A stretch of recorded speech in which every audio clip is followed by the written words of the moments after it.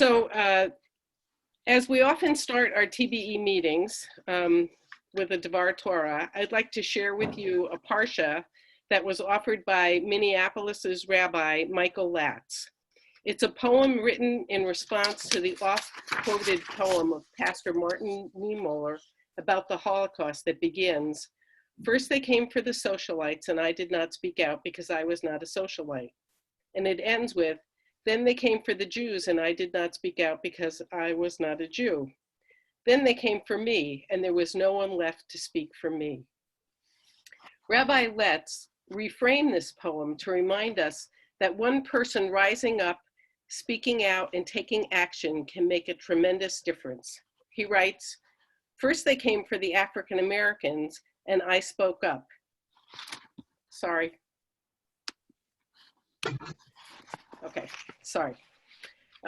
First they came for the African Americans, and I spoke up because I am my sisters and brothers' keeper. And then they came for the women, and I spoke up because women hold up half the sky. And then they came for the immigrants, and I spoke up because I remember the ideals of our democracy. And then they came for the Muslims, and I spoke up because they are our cousins and we are one human family. And then they came for the Native Americans and Mother Earth, and I spoke up because the blood-soaked cries and the mountains weep. They keep coming. We keep rising up because we Jews know the cost of silence. We remember where we came from, and we will link arms because when you come for our neighbors, you come for us. And that just won't stand. So early on in this US pandemic, COVID-19 was dubbed the Great Equalizer, a virus that exempted no one. Now, 7 weeks in, as the pandemic has unfolded, we've witnessed mounting evidence of its very unequal impact, with stark socioeconomic effects and racial disparities in morbidity and mortality rates. In just a few weeks' time, we've heard glaring statistics. In Michigan, where African Americans are 14% of the population, they account for 40% of the deaths, with striking disparities reported in states and cities from Alabama, Chicago, Milwaukee, and here in Boston, where African Americans account for 41% of COVID-19 cases, but make up just 28% of the city's residents. When we look more closely at Boston's affected neighborhoods, we note that more than 43% of residents tested positive in East Boston, Mattapan, and Dorchester, compared to 16% in Fenway and Back Bay. Outbreaks have also hammered the densely populated working-class Black and brown cities of Chelsea, Brockton, and Lawrence, all communities with many immigrant families. The rates of infection in Chelsea, for example, are 5,217 per 100,000 residents, compared to Newton's rate of 602 per 100,000, almost 9 times the rate. What the pandemic has exposed is the many pre-existing inequities that exist in our society, many of which are the focus of our Tikkun Olam efforts at TBE. Racism is now on display as an underlying condition for COVID-19 infections and deaths, and profoundly impacts the social determinants of health that already disproportionately burden disadvantaged communities, whether it's in employment, housing, incarceration, income, education, and so on. In the eloquent words of my co-chair Sherry, systemic racism is in technicolor now with COVID-19. Here to shed some light on the underlying causes of these startling facts and to help us focus on equitable solutions is our esteemed guest speaker for the evening, Monica Valdez-Lupi. Monica is currently a senior fellow at the de Beaumont Foundation, where she serves in advisory and leadership role in the foundation's efforts to amplify and accelerate policy initiatives on critical public health issues, including racial justice and health equity. Her portfolio also includes the efforts on behalf of 2 other foundation priorities, strengthening the public health workforce and a focus on city policy, specifically the Big Cities Health Coalition, of which Boston is a founding member. Within the last 2 months, Monica's also taken on a role with the CDC Foundation, with which many of you may now be familiar from its recent fundraiser, the Saturday Night Passover Seder. The CDC Foundation is an independent nonprofit and the sole entity created by Congress to mobilize philanthropic and private sector resources to support the Centers for Disease Control and Prevention's work. Phew. I suspect Monica would probably say she's working as hard, if not harder, than when she served as the executive director of the Boston Public Health Commission or her previous stint as the deputy commissioner of the Mass Department of Public Health. You can tell from this brief summary of her career that she's well qualified to discuss tonight's topic from a national, state, and local perspective. I now give you Monica Valdez-Lupi. Thank you, Edith, and thank you, Sherry. Can you hear me okay? Yes. Mm-hmm. Yeah. Great. And this is where I try to show off my Zoom skills. Sharing my screen. And I'll go to the beginning. Okay. So I know there's a little bit of lag time, but let me know if the slide is up. Yes, yes. Is that up? Okay, great, thank you. And so first I want to thank Edith, and I want to thank Sherry as well for reaching out and inviting me to join all of you this evening. I can see in the different views of everyone that you might be eating dinner or just chilling out after eating dinner or cleaning up. And so I think it says a lot about your congregation and your community that you've all taken time out of your busy schedules and have chosen to come together. And it really is a privilege for me to help set up the discussion for this evening.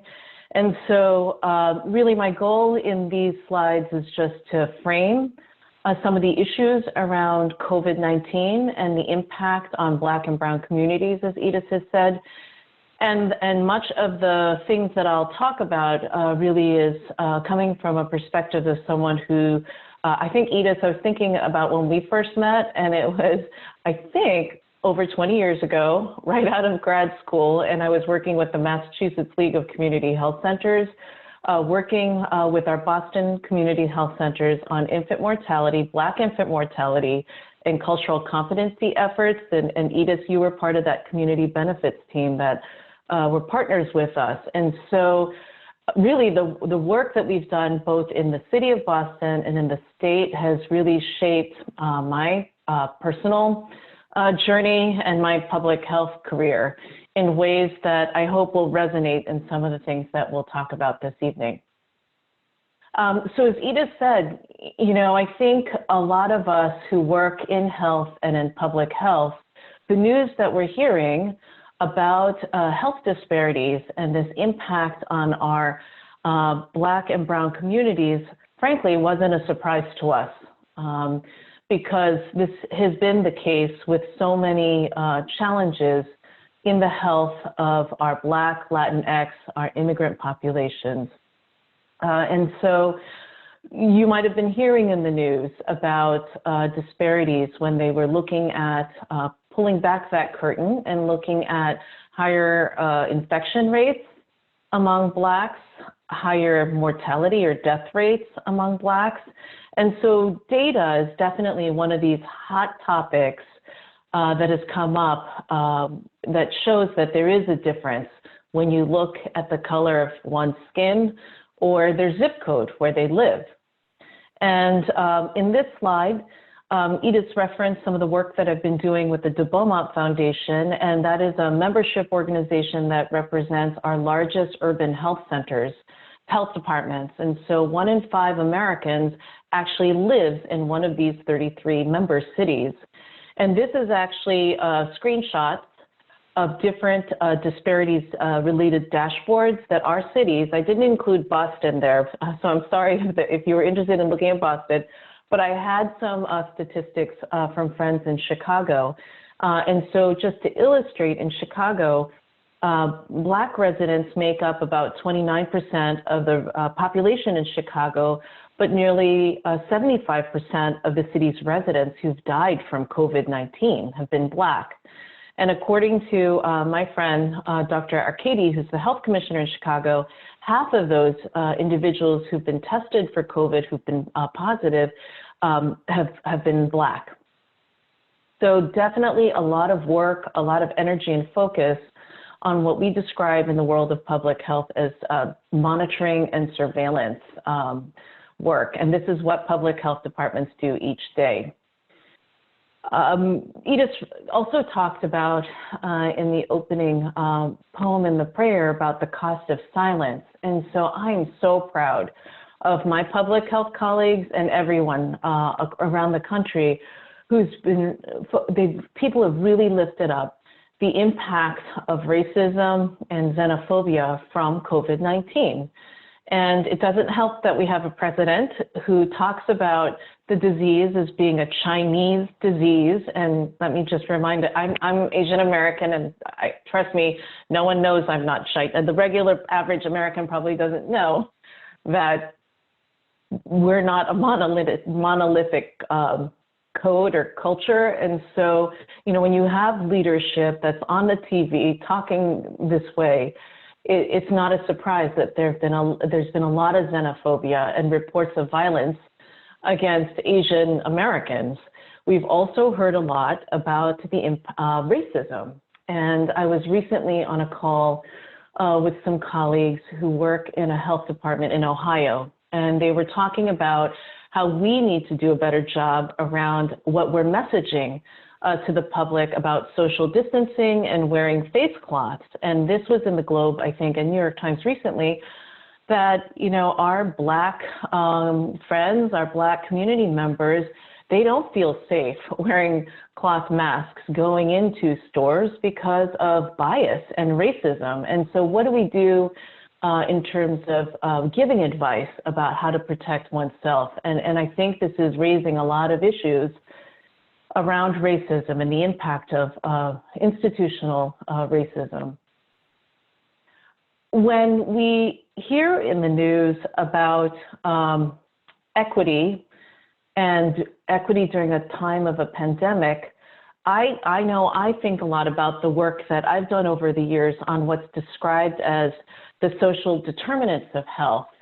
And I put the definition, the World Health Organization's definition of what social determinants are, just to level set, because these have been described as the conditions in which people are born, they grow, they live, work, age, and pray.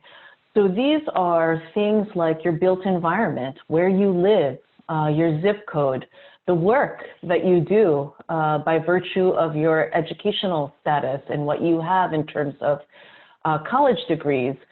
And so we know that many of our communities, especially in our large cities, are very segregated. And so when we talk about social determinants of health, we're really looking at, in terms of making a difference, really larger structural barriers.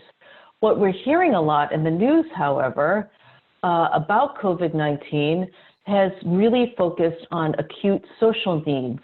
And these are things like food insecurity, homelessness, and housing instability.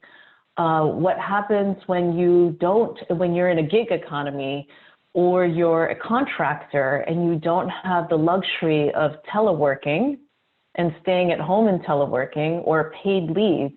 And so I wanted to make the point that there's a real difference between what are social needs and what are social determinants. And I love this visual. I'm a visual person.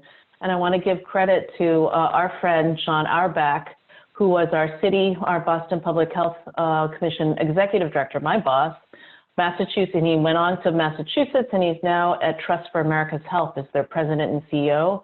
And our president and CEO at the de Beaumont Foundation for this visual that I think really captures where, you know, a lot of the attention often is when we think about social determinants and health disparities, which are really those downstream factors.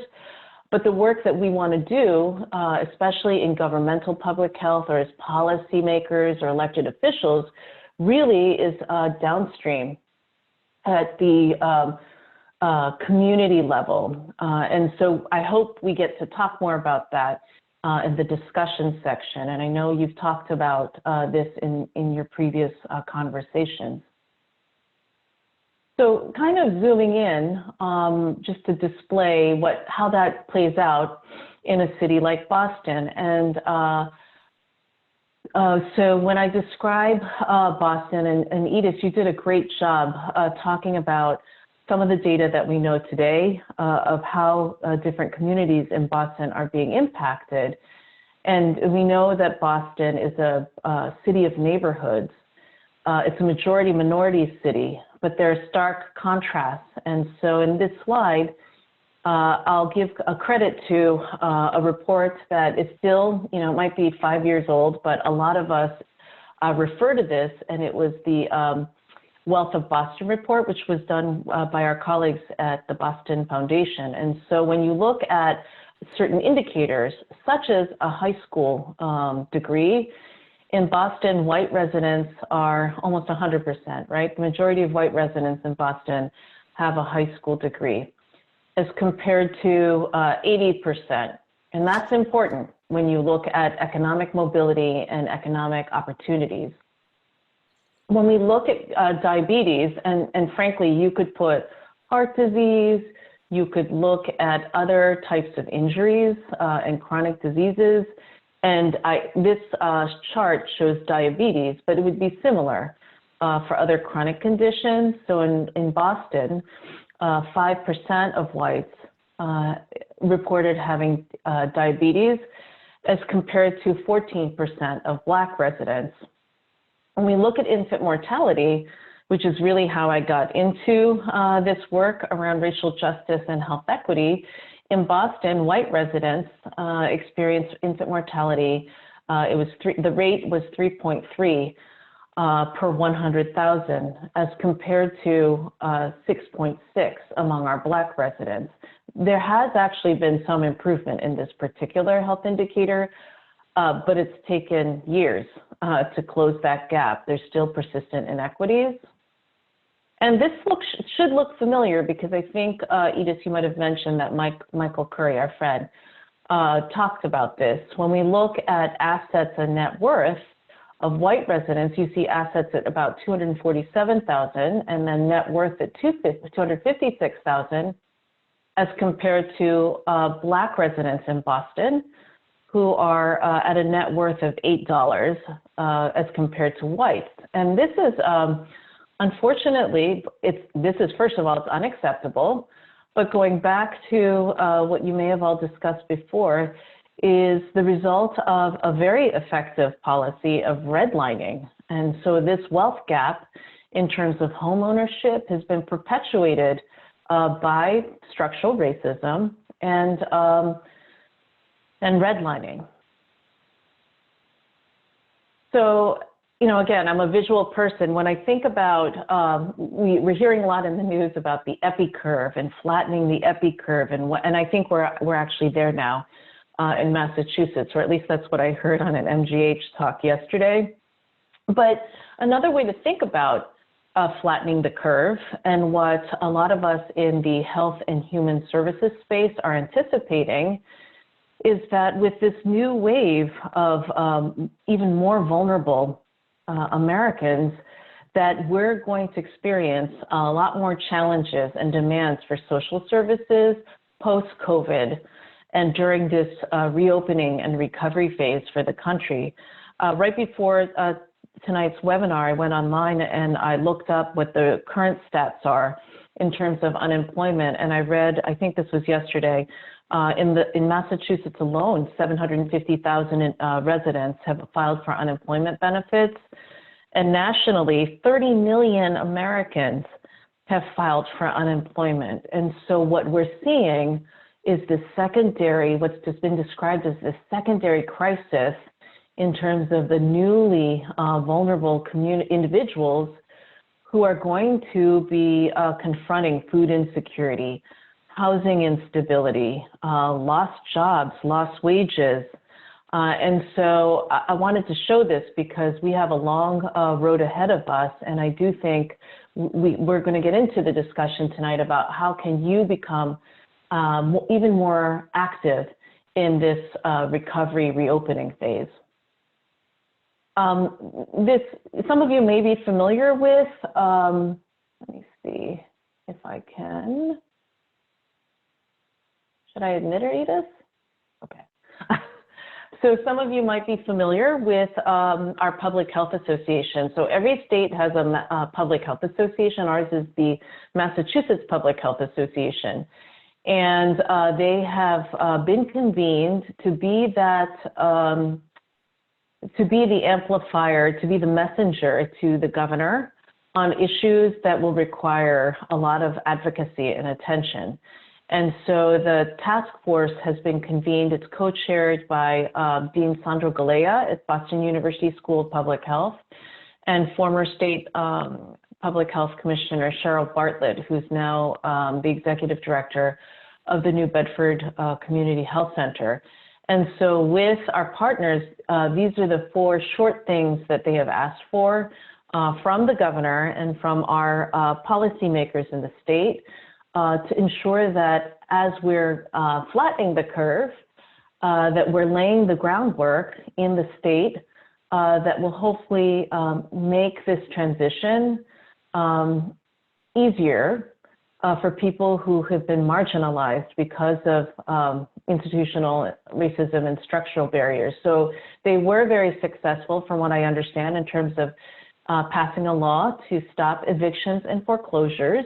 They're doing a lot of work on the second issue, ensuring that people have access to safe quarantine. So for example, if you're homeless and in a shelter, this concept of social distancing isn't possible if you're in a shelter that was already overcrowded. In Boston, I mean, we were lucky if we had 3 feet between the bunk beds, let alone 6 feet, which we know has been the CDC guidance. So the task force has been really hard at this work in terms of ensuring that there's equitable access to safe quarantine.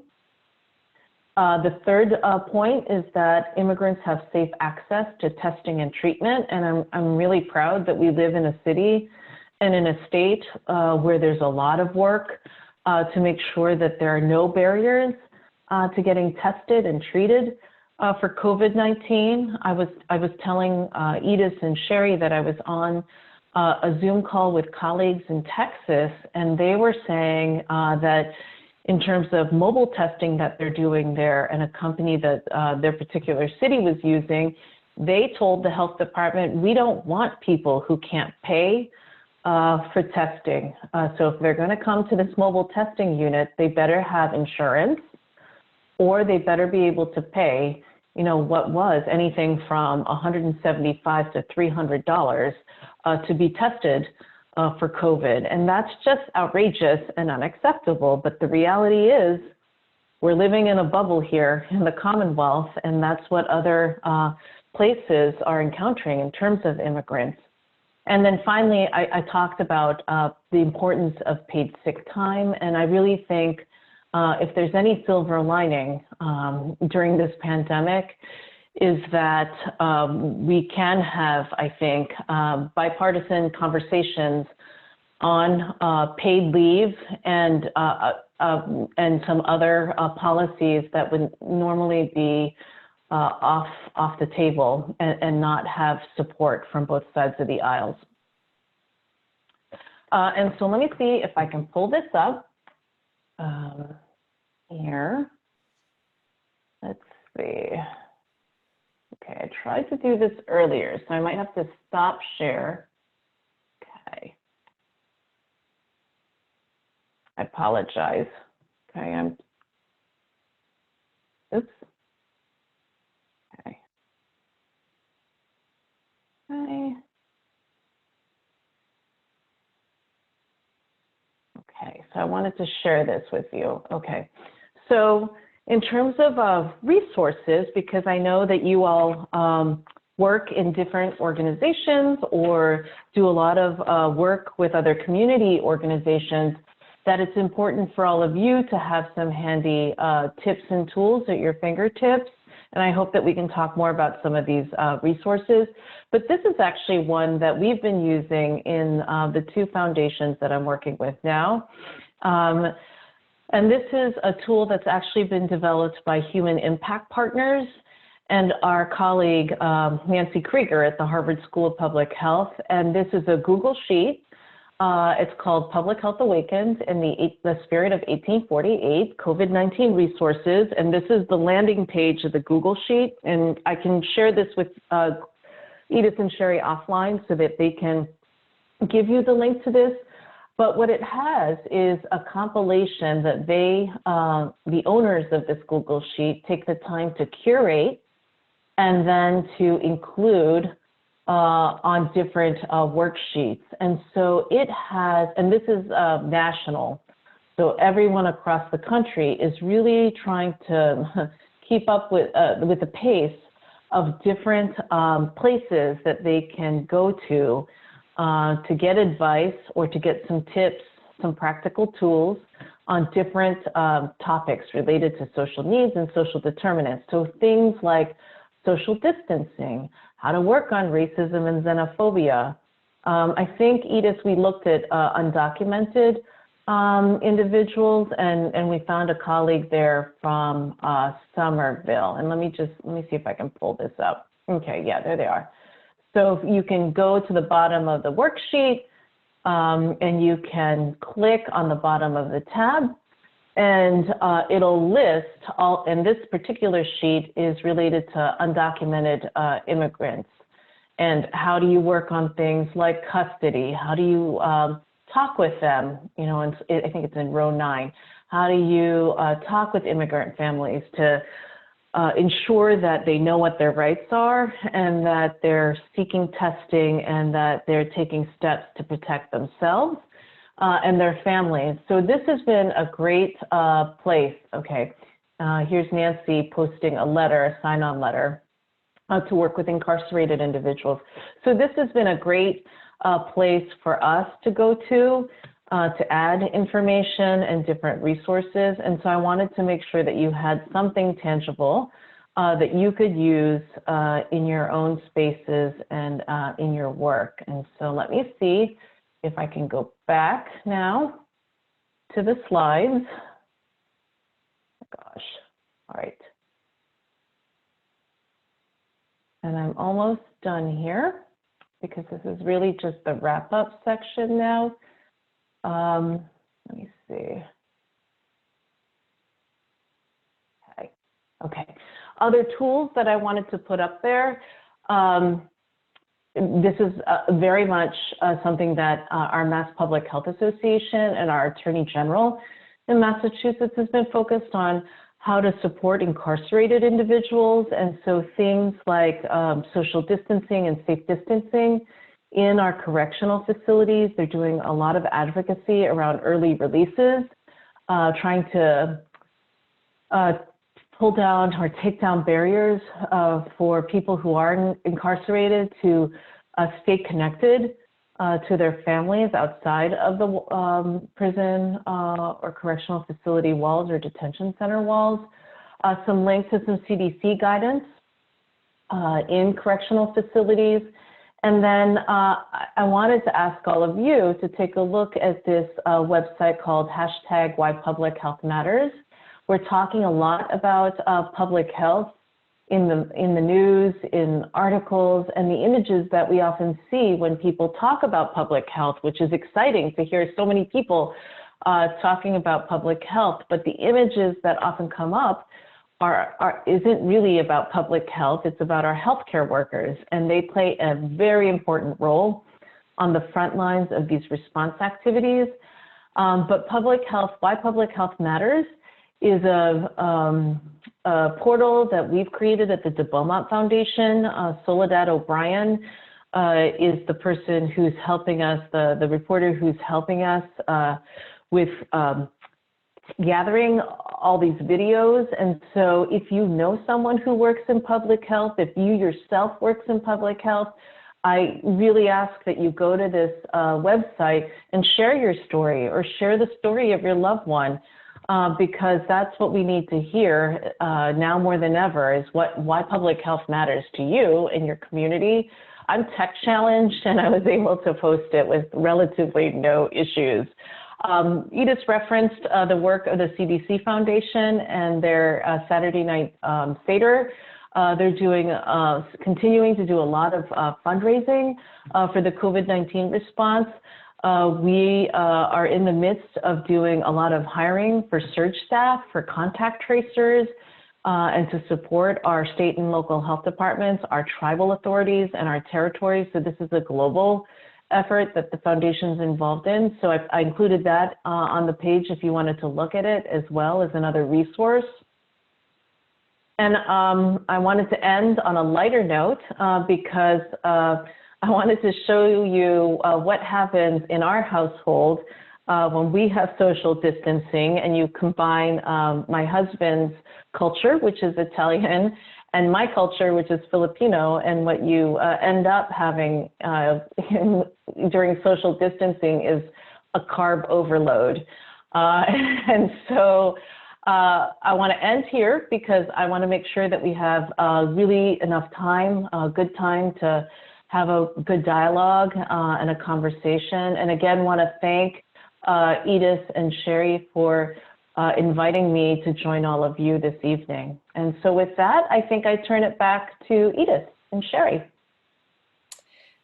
Thank you. Thank you. I think you see everyone applauding, but you can't hear them. Thank you very, very much.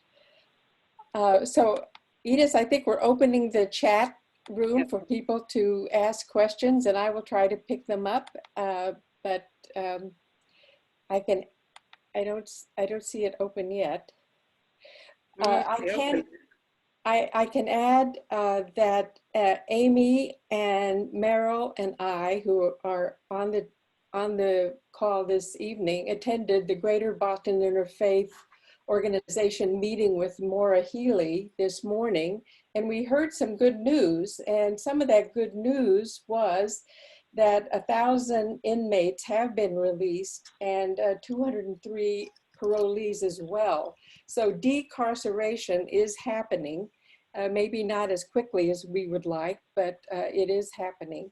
And we were very glad to hear that. That's a part of TBE's role with this organization of 45 congregations, I believe. So the chat room is open, ladies and gentlemen, if you have comments or questions.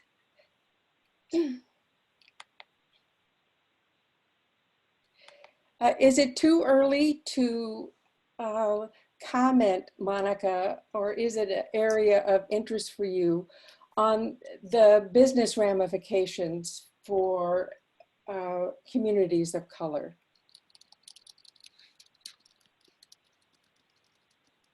I mean, I think I just saw something in the Globe this morning. Did you all see that article talking Yes. about small businesses? And I think the longer that we stay closed, unfortunately, they're the ones who are many of them are going to suffer. I think that in Boston, I think the mayor is doing a great job trying to keep, at least with the restaurants, that's what I understand, allowing them to do other types of sales. But, you know, even the mayor was talking about just the challenges even before COVID-19 in terms of the support and the resources that we were providing to minority-owned businesses. So I think, I don't know, I'm cautiously optimistic, but a lot of them were cut out of the federal funding, the CARES Act with the first round. And so there's been a lot in the news about how do you help small businesses and particularly minority-owned businesses tap into those resources, because they don't have these big lobbyists or the attorneys who had, you know, apparently a lot of the paperwork ready to go in terms of the bureaucracy and all the hoops. So if others on the line have some advice on that or some thoughts. Actually, Maura Healy had a great many resources that I hadn't heard of before. We'll have to look those up, but I think these communities are going to be very, very hard hit. A question is coming to us about do you feel like the incidence of COVID is being underreported in the immigrant community because of fear of testing? I think there's a lot of underreporting going on from what I hear from colleagues, and not only immigrant communities, but communities of color. I mean, there's a lot of historical legacy, I mean, with being able to trust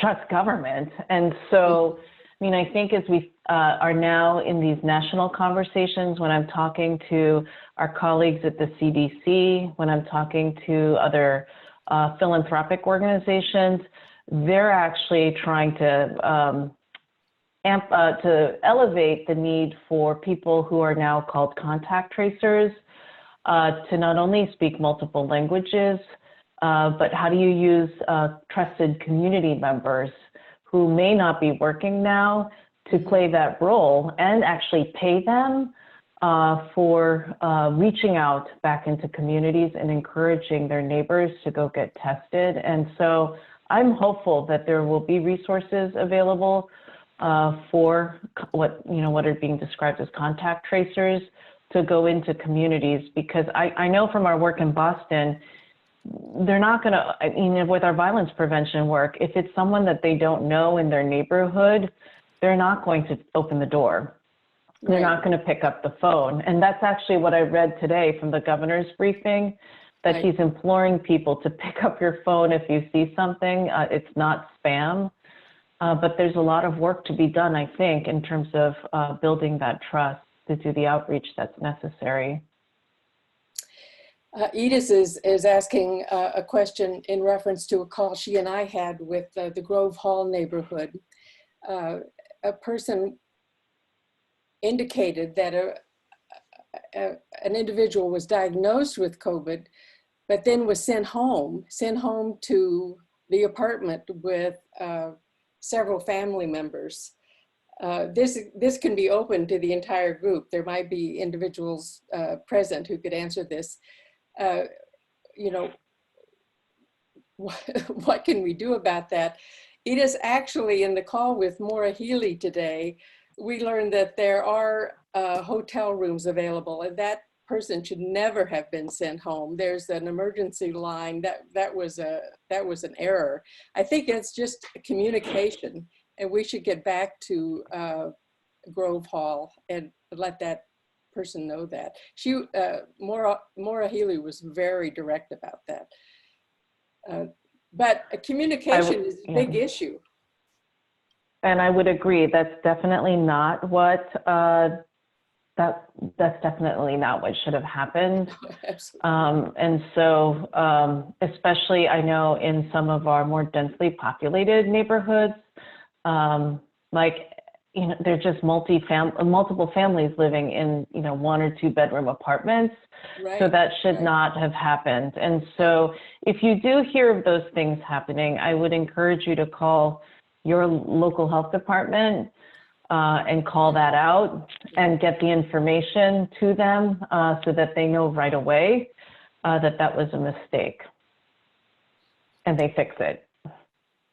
So Eric is asking a very good question, and that is, what in the world can a synagogue like ours do to help address these urgent needs that we're hearing about in the Black and brown communities at this particular time? And I'll ask Monica to reflect on this, but anyone can give an answer to this. This is a real challenge for us to ponder right now. But Monica, do you have any particular insights into what communities like ours can do to be of help? I mean, I think some of what you already talked about in terms of the GBIO call that you were on, and being better informed about the resources, so sharing information. I know that a lot of you do volunteer work, it sounds like, with different community-based organizations in the city or in your neighborhoods or your communities. And so I think the first and foremost is to learn as much as you can about what's available and then also to try to figure out how to connect that information with communities in need. I also think that depending on where you live, I'd reach out to your local health department and see what kind of volunteers that they're looking for. I actually haven't heard anything from my old colleagues at the Boston Public Health Commission about whether they have a volunteer service.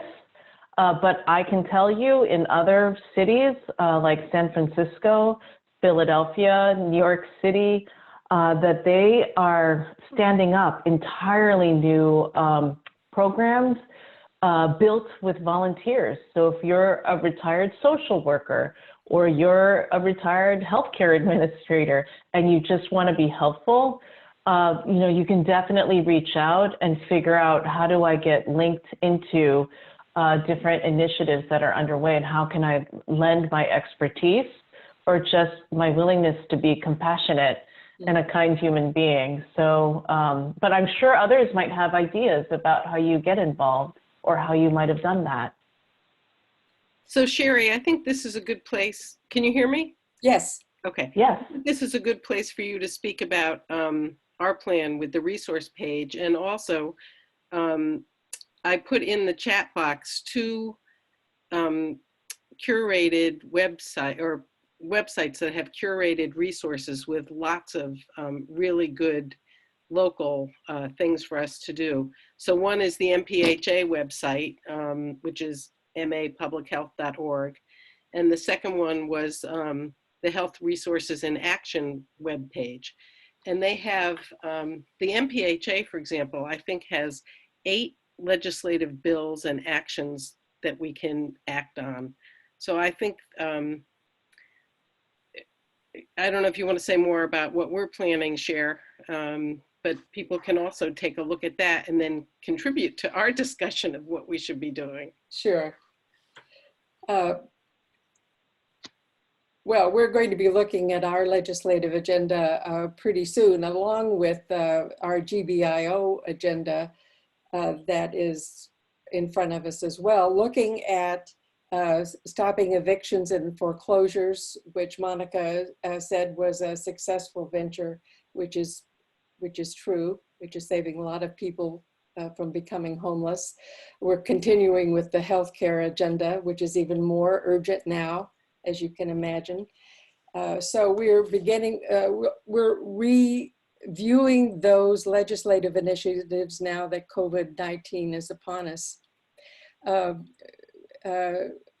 Michael Gilman might like to say something about the mask making. The most tangible thing we've done is deliver masks to Grove Hall. Michael, you have to unmute yourself. Okay. Yeah, we've received a number of orders for masks from our congregation, and we have about 17 volunteers sewing masks, and we're getting ready to deliver many of them on Sunday.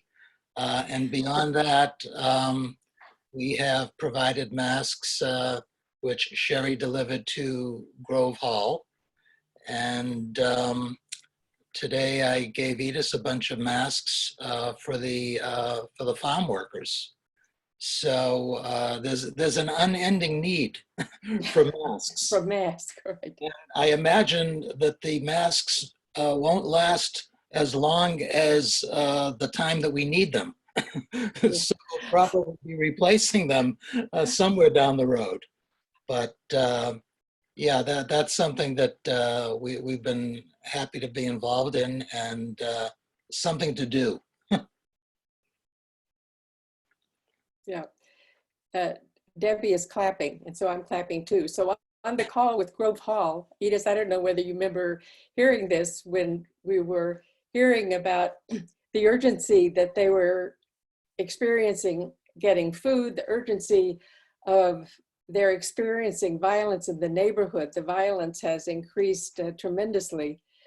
In the middle of this, Mike Kuzo said, but a big thank you to our temple who gave us the mask.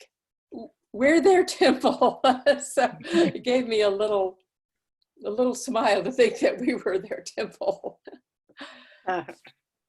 But this conversation can go on, and ideas can be sent to Edith or me, and we'd love to hear from you. And the resource guide will be forthcoming in our RJI website on the webpage, right, Edith? Yes. Yes. Yeah. Okay, where are we? Janet's asking if she can speak to volunteers that are needed. So maybe we could have Janet unmute herself and speak directly to that. Would that be okay? Sure. I didn't even see Janet. Where is Janet here? Okay. The very bottom. I am. I don't know if you can you see me now? Yes. There you are in the Okay, middle. here I am. So if people are looking for a way to be involved, there is an organization in Boston, some of you might have heard of, called Violence in Boston. I know about this because I'm chair of the Mass Coalition to Prevent Gun Violence, and Violence in Boston is one of our member organizations. It's led by a woman named Monica Cannon Grant. She is now basically using her whole organization to deliver meals to people in need. And she is often looking for volunteers to pick up the meals and just drop them off on someone's doorstep. So you're not seeing anyone, you're not going in anyone's home, you want to keep social distancing going.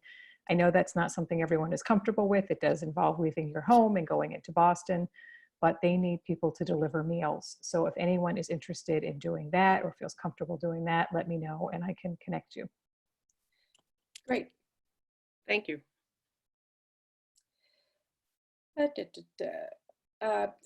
Meryl asked Monica, what are the most practical ways to change racial inequities in healthcare?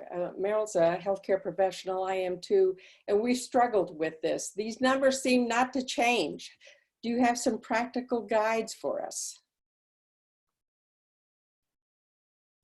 Well, I mean, I think this is the issue, right? That's the million-dollar question, is how do you undo a legacy of racism, and not to put all the burden on the healthcare system, but it's only been probably in the last decade that they've had really concentrated efforts to do cultural competency trainings that go beyond just talking about being sensitive to people's different linguistic needs or language needs or different literacy levels, but really taking a step back. And I think you're doing this with this conversation, which is understanding what are your biases, what are your perceptions of race and racism, the power structure, and the concept of power and privilege, and really peeling back what that means. I mean, I think, so being well informed, going through trainings that are not just about cultural competency, but really anti-racism trainings. And then I think the second piece of the question is in terms of communities of color. In Boston at the health department, we spent a lot of our time not only talking about community engagement, but really being intentional and thoughtful about how we included communities and had them not only just in an advisory capacity, but really driving things that we were designing, the funding that we would request from our city councilors. And that takes a lot of giving up when you're working in a bureaucracy in a government agency. And so I think different people, different organizations, if you think about an equity journey, people are, as a continuum, people are at different stages. The beginning stage, is about just awareness and being able to talk about differences. And at the other end of that continuum is really going back to the communities and making sure that they're driving the way that the programs are being designed, the investments are being made, and that all the resources are going back to their neighborhood, whether it's Grove Hall or Mattapan Square, or Dudley Street in Roxbury, whatever those communities might be. So I think there's definitely a long way to go. And I think we're lucky in Massachusetts that we continue to be very progressive and leaders in this space around healthcare delivery and being aware of how racism impacts the way that care is delivered. And we saw this actually, I don't know if Meryl, we talked about this, Edith and Sherry, about the crisis standards of care. Yes. And so, and you know, the allocation of scarce resources like ventilators, it's supposed to be, you know, this is from the National Academy Institute of Medicine, that's what it used to be called before.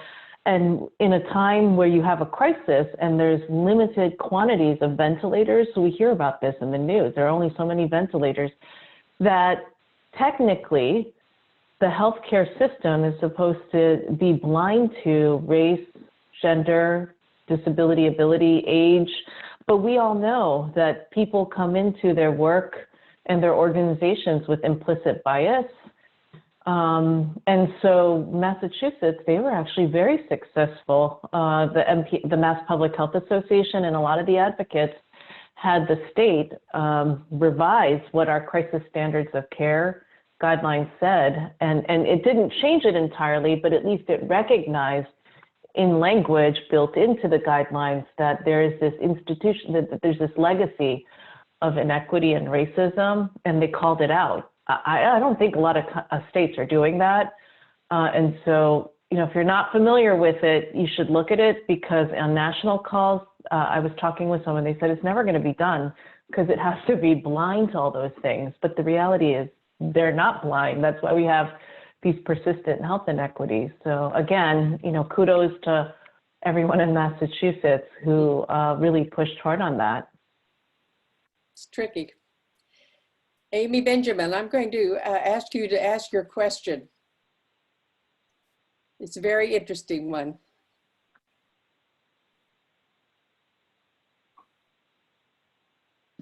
Okay, I'm unmuted. Thank you so much, Monica. I just appreciate your being here and your perspective and your work. So my question requires a little bit of setup. So, excuse me, you've addressed the issue of underlying health conditions when we consider racial disparities in COVID-19 mortality, particularly among African Americans. And we talked about sort of the structural determinants of health, all of those things that increase the risk of infection, both among African Americans and other communities of color, high sort of minority and immigrant communities. But my understanding, and tell me if this is, I believe this is true, that African Americans have higher mortality rates as distinct from other communities of color that may be more highly exposed and at risk of infection and sort of, you know, wildfire infection. And so we've talked about the underlying health risks and things like that. But what I wondered, I think about the research that shows how early trauma and stress plays a part in determining health and disease later in life. And I wonder if this physical and stress-induced impact of lifelong racism is, if we're seeing something like this playing out, that, you know, that there is the resilience that has sort of been pounded out of a community through, you know, I know we're not there, it's difficult to measure this, but what I guess I'm feeling is that the things we can measure don't account for all of the stark differences in African American mortality. And so it makes me think about things like that. And I think what you just described, there is evidence. And I think what you've described, we have seen it in all of these publications that and I'm not a physician, my parents would love me. I think they probably tell our relatives I'm a physician, but you're talking about that allostatic load and that stress, that there is evidence and research, and our former medical director, John Rich, who Edith remembers, right? He was a MacArthur Fellow. He's now at the Drexel School of Public Health. He did a lot of work and research on impact of racism and its connection to violence among young men of color. And so you're right to point out that there is something, I think at the cellular level because of systemic racism.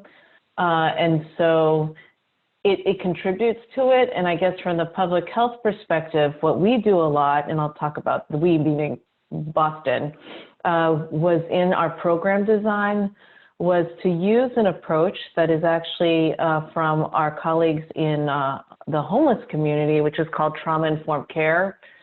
So really, and you're nodding, so you're familiar with trauma-informed care. Okay. Tell me more, please. I mean, I've heard of it. So I'll tell you more about it. And I think, Janet, maybe because I've worked with Monica in her advocacy work around gun violence. And so trauma-informed care, you really have to, in certain communities, and particularly African-American, Black and Brown communities, when you're designing different programs and you talk with your clients, you have to assume that the person coming to you is a whole person who has all of these potentially traumatic experience, because no one wakes up thinking, I'm going to, perpetrate a crime, or I'm going to use drugs, or I've decided to be homeless.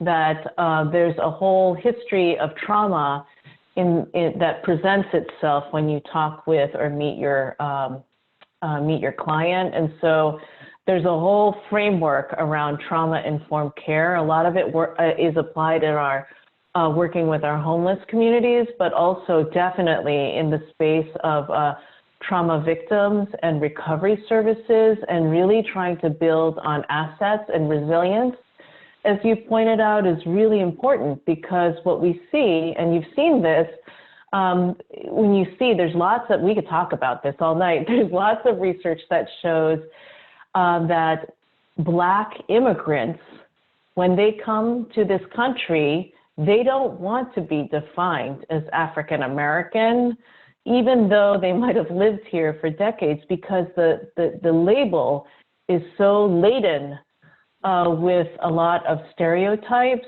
And we also see evidence that if for Black and immigrant communities that come to the US, if you don't have economic mobility, if you don't have resources, if you're not living in a safe neighborhood, your health actually gets worse.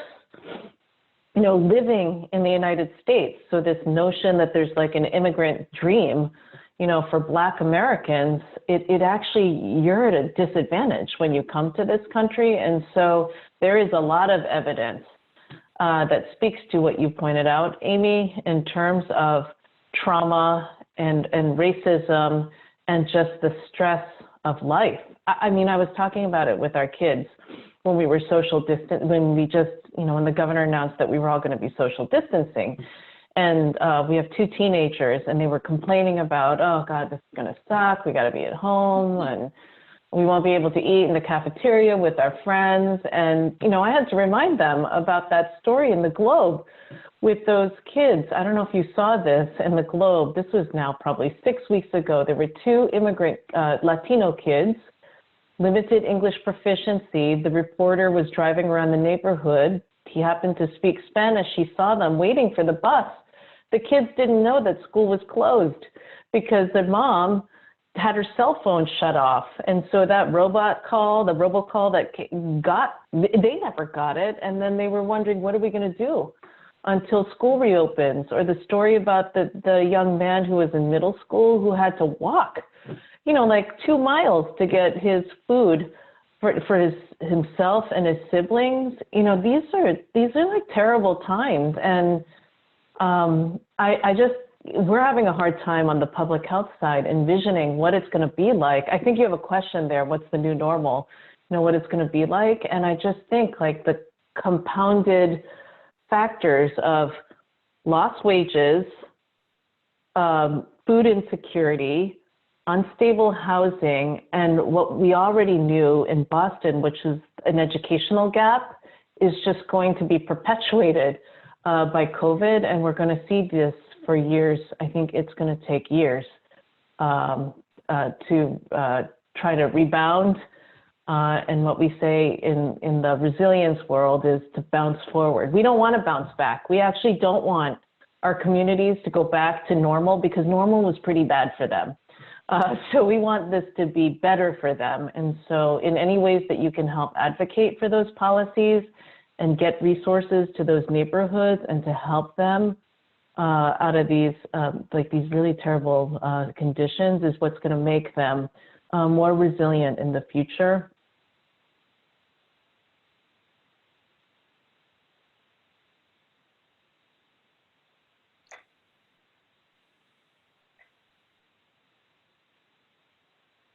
So Amy, did that answer your question? Oh, that was amazing, and thank you so much. I'm sorry I didn't want to take up any more airspace, but thank you so much. You know, it sounds like it is being looked at, and I think Yeah. you know, it's both important now, and like you said, it's important as we're looking about how to bounce forward. I think that's an amazing phrase. I'm gonna steal it. Jeff, I see that you asked about prisoners being released and how to support them. That topic was brought up with Maura Healy. She and her staff are working hard on it. You must have read or sensed that it is a project that needs working on, and you're absolutely right. She and her staff are meeting with sheriffs, trying to figure out where to house them. It's a big issue. It hasn't been solved yet. We'll have to keep our eye on that one. It's a challenge. And Monica, you're right. Michael Gilman asked as a last question, you know, are you hopeful that the new normal will be better than the old normal? And I think you said we have to bounce forward. And I'm going to let us end with that hopeful phrase, because I think it has, if anything, exposed this racism for what it is for us all right now. We can no longer deny it. It's on the front page of the Boston Globe every day. We see it every day. Our grocery store bag handlers, we see it so immediately now. I think we just have to look at life differently. Thank you so much for your presentation and your discussion. It was really a rich one. I want to remind everyone that we have our next book read on May 6th. So you want to talk about race, and Monica was giving us some encouragement along these lines to think about race in a new way. This is a wonderful book. And Edith, remind me, who's going to be our facilitator? Susan Jane. Yes, Susan Jane. We had a wonderful conversation with her. She's going to be great. And then June 1st is our next quarterly meeting. And our speaker will be Maureen Walker. And we'll be talking with her. She'll be our hot topic. And she wrote this book most recently. I just unmuted everybody so that everybody could applaud and say goodbye to each other and thank Monica. Thank you, Monica. Thank you. Monica. Thank you. You guys are wonderful. Thank you. Thank you. Really Thank you appreciate so it. much. And thank you all for joining us tonight. And we'll follow up with some of these resources, and also give you the exact address for where our new resource directory that we're going to be posting on the RJI website is. And hopefully we'll develop, in response to, I think it was Eric's question, you know, other action steps that we can take as a community together. The Mother's Day walk. The Mother's Day walk. Yes, Yeah. we have the Mother's Day walk coming up on May 10th. That's co-sponsored by Congregants to Prevent Gun Violence and RJI. So, And I leave the meeting. Lots of things. Okay. Lots As of we're things. talking about trauma response, Louis D. Brown does a phenomenal job of that, and the walk Yeah. is to benefit Louis D. Brown. So, It's worth doing. yeah. We'll they can send it do it around. online this year. You don't have to wander around looking for the That's right. March. Lori K.